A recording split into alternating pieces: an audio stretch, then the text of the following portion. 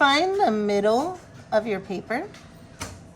From the middle of your paper, I want you to go straight up, but don't touch the top. And then I want you to make a parallel line straight up, but don't touch the top. Up here at the top, you're going to make a horizontal line. And then I'm going to make a little buckle by making a rectangle. Now, this next shape is the trickiest shape.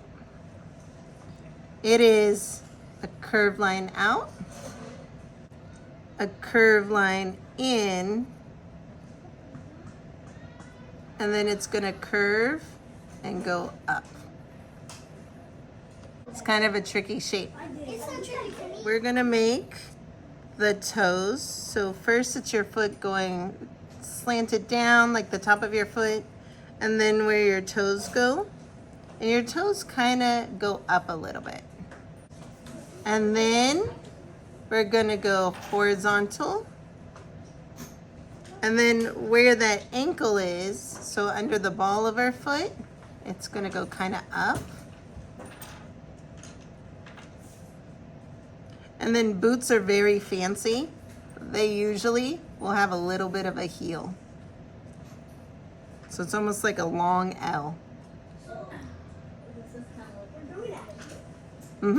So even boy and girl boots have heels. And then a kind of a curved line for your heel. Know how your heel's kind of a round shape? Underneath the boot is something called a sole. So it's a very narrow piece of leather or plastic that's going to touch like that. Now, I'm going to show you some examples from one of my favorite books. This book is called The Bookmaker and the Elves. I'm going to read it for you in just a little bit, but I wanted to show you some cool boot designs. Look at this one. This one has some animal print here. This one has a horse and a lasso on it and some spurs. Is the top rectangle? No. How could I turn this into more of an oval shape? Why? Could I draw a curved line? No. So look, since we drew in pencil, I can change that. I can make that into a curved line if I wanted to change that. I have some more really cool boots to show you. Look at these beautiful boots with roses and stars and a lucky horseshoe. Look at these boots. They look like animals. Look at all the bright colors. There's a butterfly on that one. Look at the sun and the moon on the little girl's boots, and look at the snake and the cactus on the little boy's boot. Need some lucky green boots for these guys. And look, the tops of these aren't straight, they're curvy. That one has wings and jewels. Fancy pantsy. That one has a tongue like a snake. It's kind of hard to see. You get to decorate your boot however you want. You're done drawing your pencil drawing. You can erase the pencil marks you don't want. And then you will trace with Sharpie the lines you do want to keep. When you're done, at your table I have crayons and I have markers. At your table, I also have at your table some Sharpies for you to use, some pink erasers, and I have those white gel pens. So if you make something black, you can draw on top of it with that white pen and it will show up. Grayson, will you do me a favor? Will you hand me a white pen so I can show the kids?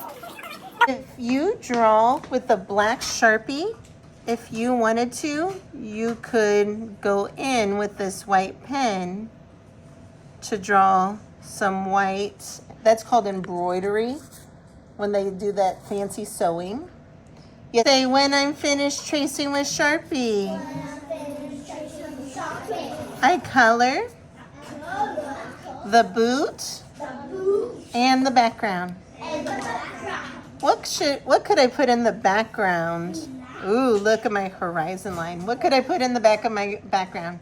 After I draw with pencil, I draw with Sharpie. Anything I want black, I do with Sharpie. Then I can color with markers or crayons. Here I colored with marker here.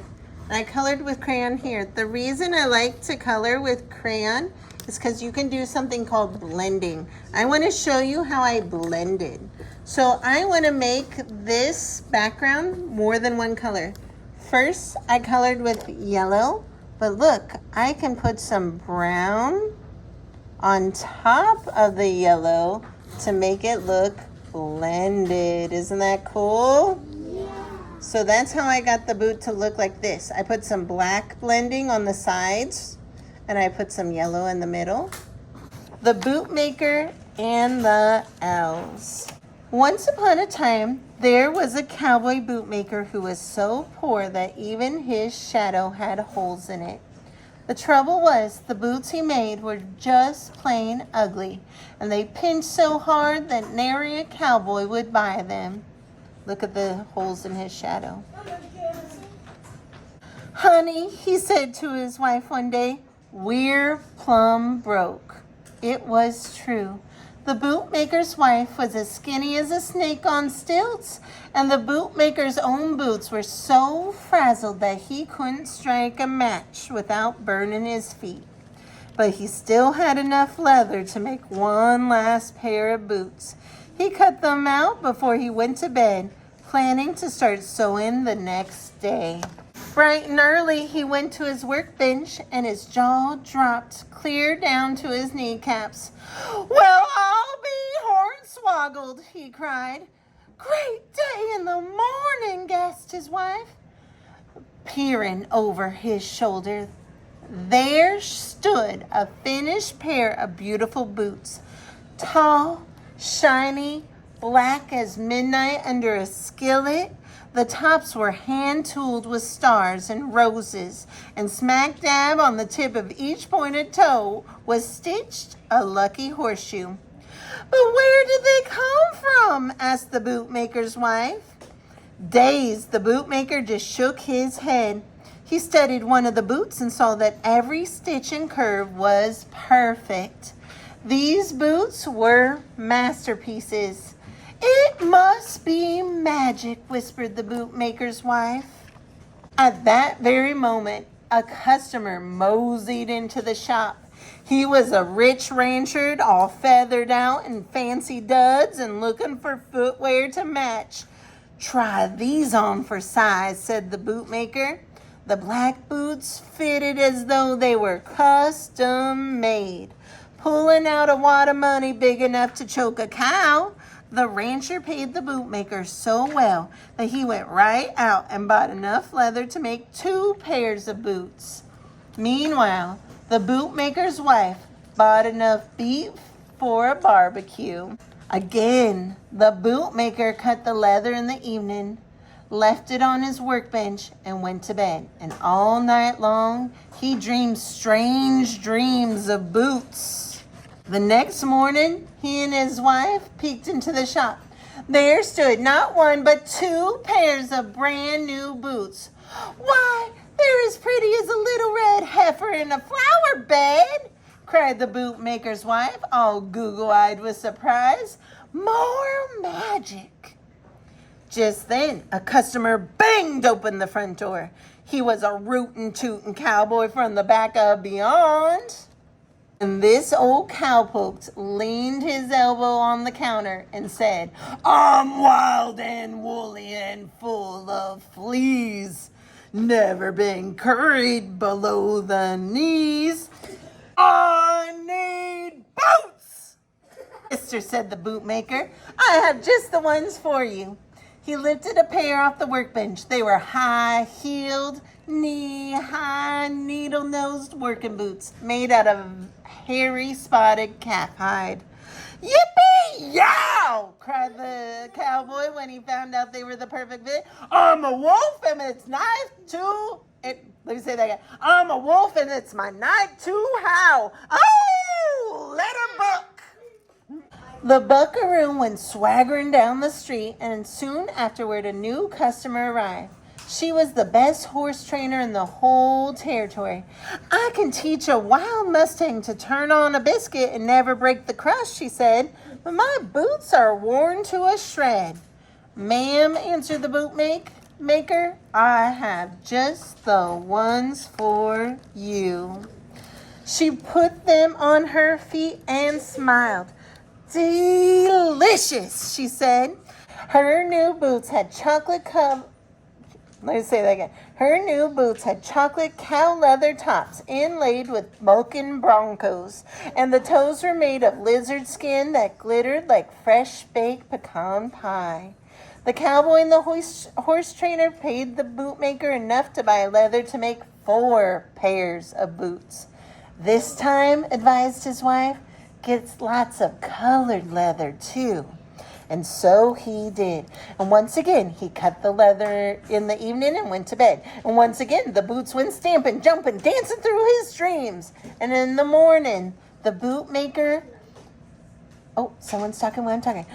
And in the morning, the bootmaker rushed to his workbench. Sure as shooting, the new leather was transformed into 4 pairs of cowboy boots. The first pair were 2 giant boots with silver longhorn cattle on the front and golden oil derricks on the back, lone stars on the toes, and yellow roses in between. The bootmaker sold them to a big, bow-legged man from Texas. Clomp, clomp. Out stumped the Texan, and in sashayed a rodeo queen, all ruffles and curls. The bootmaker helped her into a pair of boots made of creamy glove leather, inlaid with lavender butterflies and pale pink hearts, and stitched with curly cues from top to bottom with sparkling thread. Those boots were so fine you could see the wrinkles in her socks. Mighty nice, purred the rodeo queen. And the last 2 pairs were peewee boots, chili pepper red and sky blue, decorated with suns and moons and rattlesnakes and cactus. The bootmaker sold those boots to a little cowboy and a little cowgirl. Yahoo! They shouted and skipped away. All right. And so it went. Every night the bootmaker left the leather, and every morning the magical boots appeared, and the bootmaker and his wife were in hog heaven. But they were also mighty curious. Honey, said the bootmaker to his wife one day, why don't we hole up somewhere tonight and find out who's helping us? His wife agreed, and so they lit a candle and hid in the closet, and they kept their eyes peeled till right at the stroke of midnight, 2 cute little critters come tiptoeing in the room. Pack rats! Cried the bootmaker. Dead ratted varmints! Shh, hissed his wife. Those are elves. Hopping onto the workbench, the elves began to sew and hammer faster than greased lightning. The bootmaker rubbed his eyes in disbelief. Watch how they do it, breathed his wife. Scraps of crocodile, ostrich, buffalo, and buckskin flew through the air in all colors of the rainbow. Fancy shapes and stitches flowered upon the leather. Bang! On went the high heels. Swish, swish, swish. And the boots were polished and set in a row. And lickety-split, the elves were gone. The next morning, the bootmaker's wife said, those 2 little half-pints are making us rich, but they're running around in the cold without enough clothes to dust a fiddle. They sure look puny, the bootmaker agreed. I know what, said his wife. I'll make them each a brand spanking new outfit, and you can make 2 pairs of itty-bitty boots. Before he set to work, the bootmaker sat still as a stone for a long time, thinking. Magical new ideas tickled his brain. He daydreamed about boots. Golden boots that sparkled with diamonds, rubies, and emeralds. Feather-light boots that flew on soft, silvery wings. And scaly brown rattlesnake boots that hissed and bit snakes back. Doggone it, he said at last. I'll put some fancy in my boots too.